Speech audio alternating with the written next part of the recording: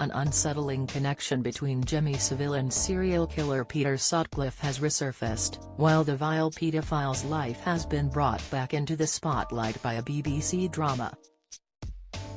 Sexual predator Saville is believed to have groomed, assaulted and raped hundreds of victims over a decades-long campaign of depravity that saw him hide behind his celebrity and charitable status to get away with harming women and young children.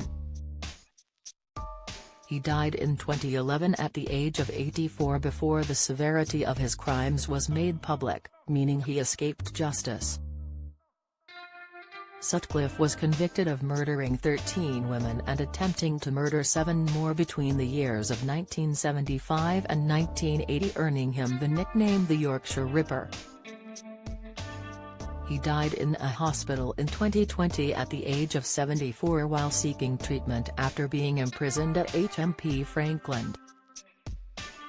At one stage, police considered that Saville could have been involved in the disappearance and murder of women in Yorkshire before Sutcliffe was found and convicted.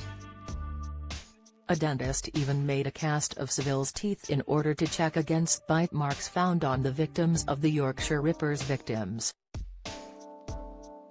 The cast was made in 1980, a year before Sutcliffe was convicted of murdering 13 women.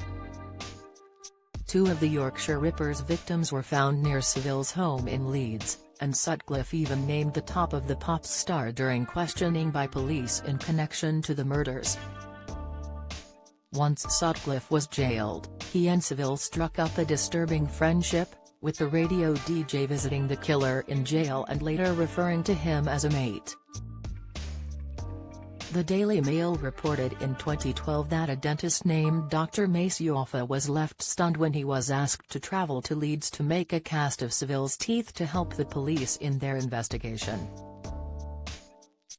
Dr. Yoffa's friend, Nicky Critcher, a lawyer, told the publication, he said he had been told by the police that Saville was known to them for using prostitutes and that he had been a potential suspect. "We were amazed. We didn't think he'd be the sort, he was doing all his charity work and things." Former West Yorkshire detective John Stainthorpe confirmed in 2012 that the police had worked with a theory that Saville could have been the Yorkshire Ripper at one time. He told the Mail in 2012, when the Ripper was really active, one of the suspects put forward by members of the public was Jimmy Saville, strange as it may seem. Obviously it was not him, but he was interviewed along with many others, as you can appreciate.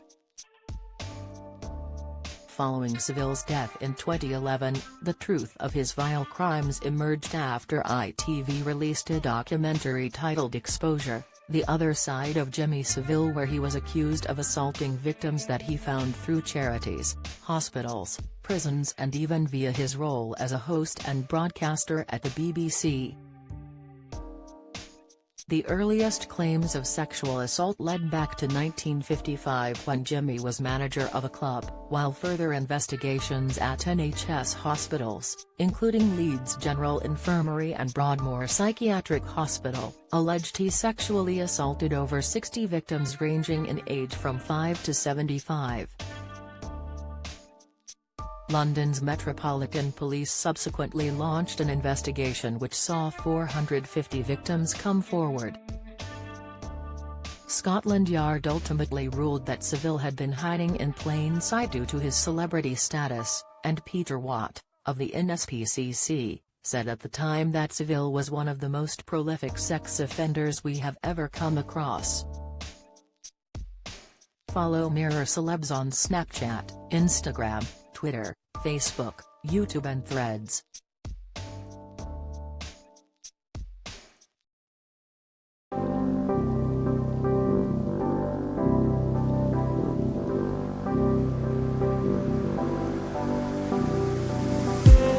I just need some